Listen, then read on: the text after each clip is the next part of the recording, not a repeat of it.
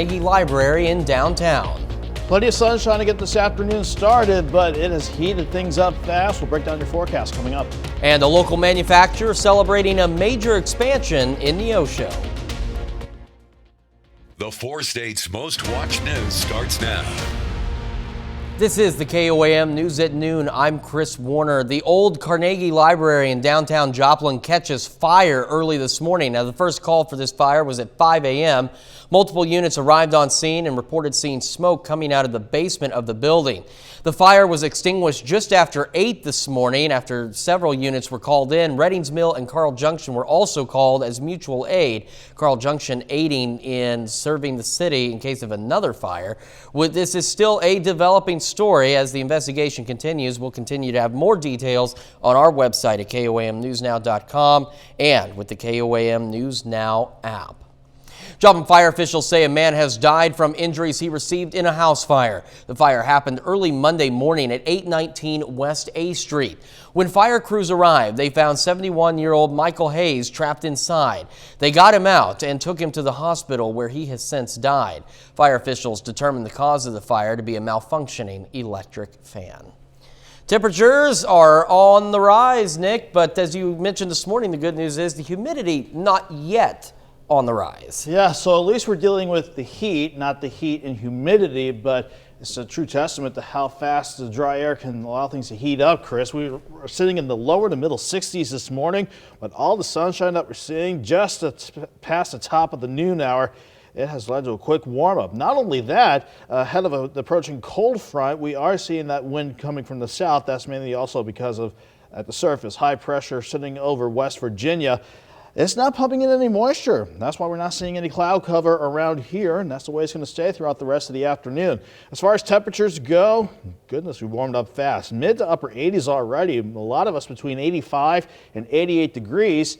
The key here, not a lot of humidity, so it feels like it's 85 to 88 degrees. So thankfully, it's one of those summer days where what you see on the thermometer is actually what you feel as you step outside. But we're not done heating up just yet. I am expecting highs to still be on track, topping out at 94 degrees this afternoon. Once we get past sunset, we will have enough dry air in place to allow temperatures to drop back near 70. Unfortunately, Chris, the humidity is going to kick back in, and not only will that result in a hot and humid weekend, maybe some rain chances for some. We'll break down how the upcoming holiday weekend and the rest of the forecast, like it or not, will shape up here in a bit. All right. I don't know if I'm looking forward to this forecast. But you may not like next Wednesday or Thursday. Let's put it that way. We'll see you in a bit if we choose to. Nick, thank you so much. On Wednesday, Lazy Boy celebrated the expansion of their new distribution center. The furniture manufacturer held a ribbon-cutting ceremony in Neosho to commemorate the expansion project. President and CEO appreciates Neosho's involvement in the process. All of our different components that we use and produce in the manufacturing, several of those will go through this facility and be distributed out to different manufacturing facilities throughout the North America that we have. The company intends to have 5 phases in their expansion project. Rising costs on the farm are leading to rising prices at the grocery store. The rise in fertilizer and fuel costs is adding to the overall price of meat and livestock. Farmers and meat shops are trying to adapt their budgets to compensate for the new maintenance expenses. Well, you know, I mean, back when everybody fertilizes their pasture, you know, they have to buy fuel, they have to buy seed. You know, fertilizer got to $1,000 a ton, and that's very expensive. That's probably twice as high as it's been in the last years. Despite the steady increase of inflation, farmers are hoping by the fall the cost of fertilizer will decrease. 100 years on the green. Joplin Schifferdecker Golf Course celebrating 1 century since its opening in 1922. City officials held a ribbon-cutting ceremony with celebratory tee shots from Mayor Pro Tem Keenan Cortez, Parks and Rec Director Paul Bloomberg, and current Ozark amateur Jordan Burks. The course is open to the public and consists of 18 holes. The goal for this golf course is to make sure that it is one of those amenities that's available to the community as a whole. As a quality of life thing, having a municipal golf course within our city limits just adds to the quality of life that our citizens can have. Schifferdecker Park was named in 1923 to honor Charles Schifferdecker, who donated 120 acres of land in 1915. We had a big celebration here at the TV station on Wednesday. We had representatives from 6 area chambers of commerce that joined us for a ribbon cutting as KOAM and Fox 14 make progress on a project to improve the power and reach of our broadcasting signal. Chambers of commerce from Joplin, Pittsburgh, Carthage, Carl Junction, Neosho, and Grove joined us to celebrate, get an update on the project, and tour the facilities. Because it's setting us up for future technology. Technology is constantly evolving. The way we deliver our news and content to the public's always changing, and the future of our industry is evolving to a new technology, and this new tower is set up for that. When the antenna and transmitter project is complete, our signal will be stronger than ever. In the meantime, the signal may be a bit glitchy for some of you, and we do understand some of you have lost the signal, but don't worry, we've got a very big improvement coming soon. Folks at Fort Scott had the chance to watch a special performance of the 35th Infantry Division Band of the Kansas National Guard. They performed at the Fort Scott National Historic Site. The band performed a mixture of pop, classical, and patriotic music. It's, first of all, hearing a live band is a wonderful experience, and a military band even more so. This is a very patriotic community, a military band and a patriotic community. It doesn't get any better than that. The historic site plans to have artillery demonstrations and programs throughout this coming holiday weekend. That's a look at today's top stories and weather in the first 7 minutes. Up next on the KOAM News at Noon. The U.S. Supreme Court clamps down on what the Biden administration can do to tackle climate change. I'm Skyler Henry in Washington with more on the opinion limiting the EPA's ability to regulate greenhouse gases. And later, we're going to tell you about an often overlooked item when it comes to the holiday barbecue. The U.S. Supreme Court released its final decisions for this term, including a big one on the environment. The court sided with a group of Republican-led states and coal mining companies in a decision that could have broad implications for how the Biden administration moves forward in fighting climate change. Skyler Henry reports from Washington. The Supreme Court has ruled to limit the Environmental Protection Agency's power to regulate greenhouse gas emissions. The court's conservative majority sided with the coal industry and a group of Republican-led states, saying the EPA exceeded its authority by trying to limit power plant pollution under the Clean Air Act. Writing for the 6-3 majority opinion, Chief Justice John Roberts said Congress didn't give the EPA the authority to devise emissions caps. American University professor William Snape says the ruling could significantly limit the Biden administration's climate strategy. What would be the implications of that? Well, it would just put sideboards and side guards as to what the Biden administration could do with its EPA. I don't think it would be the end of climate regulation. Snape thinks ultimately momentum is on the side of clean energy. I personally think that we are seeing, from a historic perspective, the last dying gasps of the coal industry, the oil industry, and to a lesser extent the natural gas industry. The Supreme Court decision comes as a blow to the Biden administration's climate agenda, just days after the president repeated his support for renewable energy. The Biden administration's goal is for the entire U.S. power grid to be running on clean energy by 2035. Leaning on renewable sources such as wind turbines. It can produce as much energy as a coal mine. The 3 liberal justices dissented, with Justice Elena Kagan writing that the court has stripped the EPA of its power to respond to the most pressing environmental challenge of our time. Skyler Henry, CBS News, the Supreme Court. With the release of the final opinions, Justice Stephen Breyer's resignation becomes official, and Ketanji Brown Jackson is set to be sworn in as the court's newest justice. Well, still to come on the KOAM News at Noon, Mr. Food. Today, we have some munchies that should be on your what to make for this holiday weekend list. These are a must-have. But first, Nick Kelly returns with a look at your complete forecast. We are kicking off our look at weather at the noon hour with the jet stream setup, because this is pretty much the main place to go to determine how our weather setup looks, especially during the summer months. Unfortunately, while it was nice that we were on the cooler side of the jet to start the week out, we find ourselves back on the warmer side of things once again, but no well-defined center of this building upper level ridge. So we're not seeing the extreme heat or the humidity build back in yet.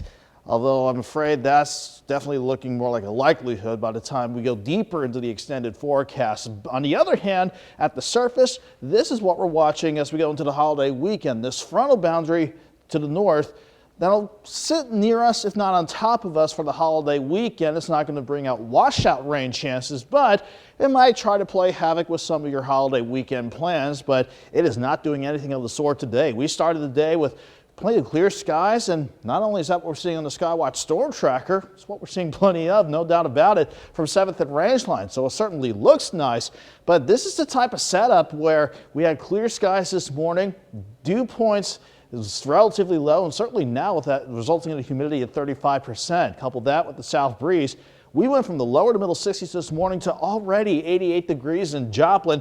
Fortunately, it only feels like 87, so just a hair cooler. That's because dry air doesn't give you that mugginess that you normally would associate on a hot summer day. Everyone's in the mid to upper 80s right now, but again, these dew points are looking okay. Most of us are in the mid 50s to lower 60s, ranging between pleasant to not bad.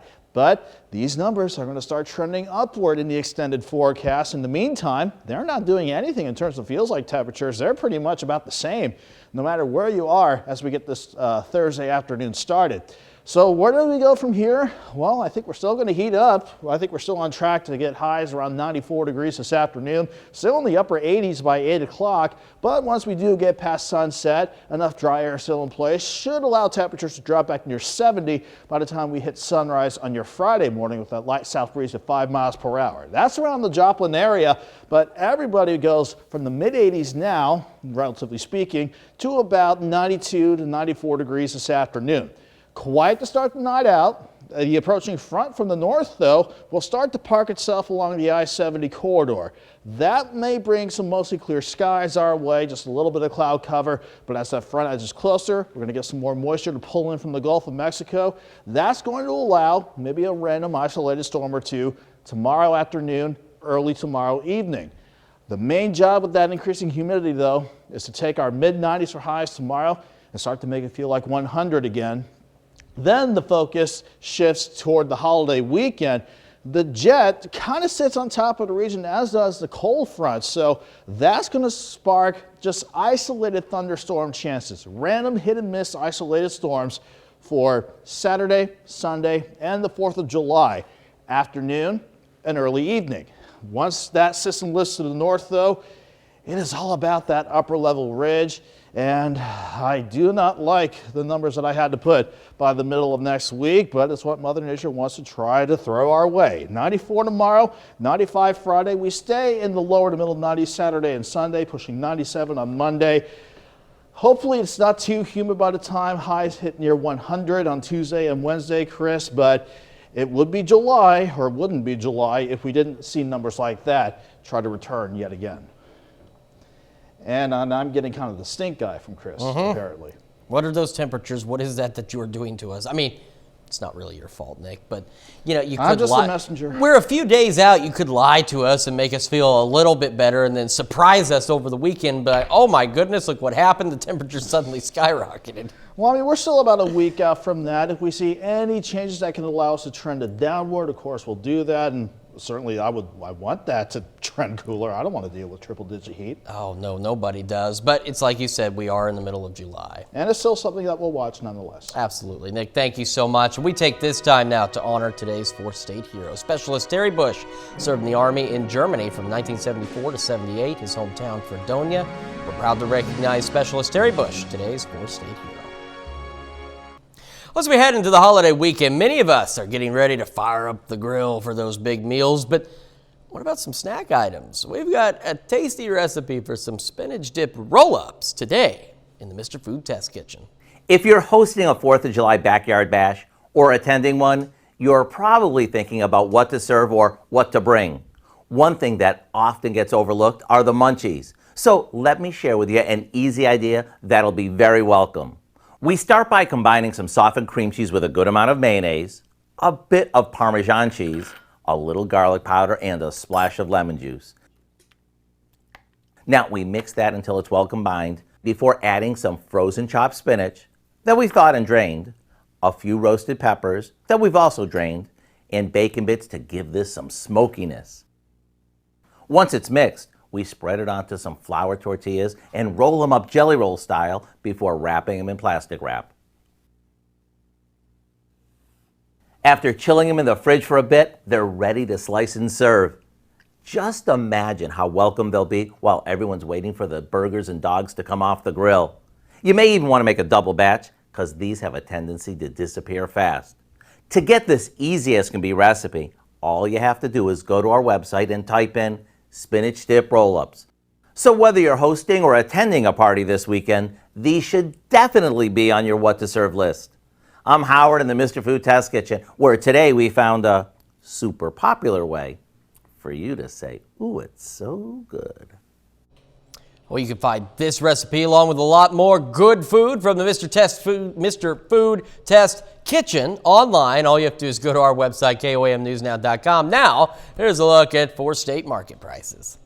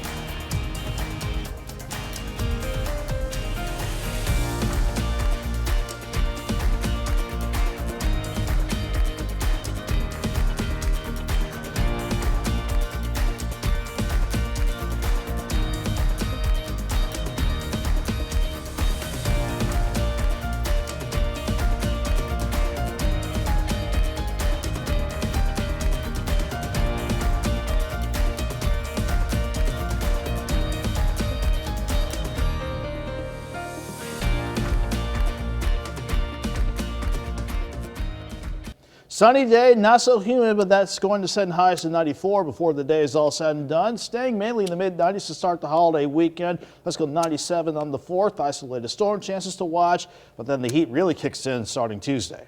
Let's just not go 97 on the 4th and see if we can go a little cooler maybe. Well, Doug had made a better forecast for us tonight at 5. All right, hopefully so. Speaking of 5, Dow's here with a look at what's coming up at 5. Yeah, a lot coming up. President Biden's wrapping up NATO meetings after talking significantly about increasing the number of U.S. military forces in Europe in response to Russian aggression. Plus, the Jasper County election clerk responds to the new law that modifies the election process. And U.S. Senator Jerry Moran of Kansas visits Southeast Kansas for a $27 million project to upgrade railroad structures. Hope you join us for those stories. A lot more, of course. It's coming up on KOAM News at 5. All right, guys, thank you. That's our time for now. As Dow mentioned, we'll be back here at 5, and thanks for making us part of your afternoon.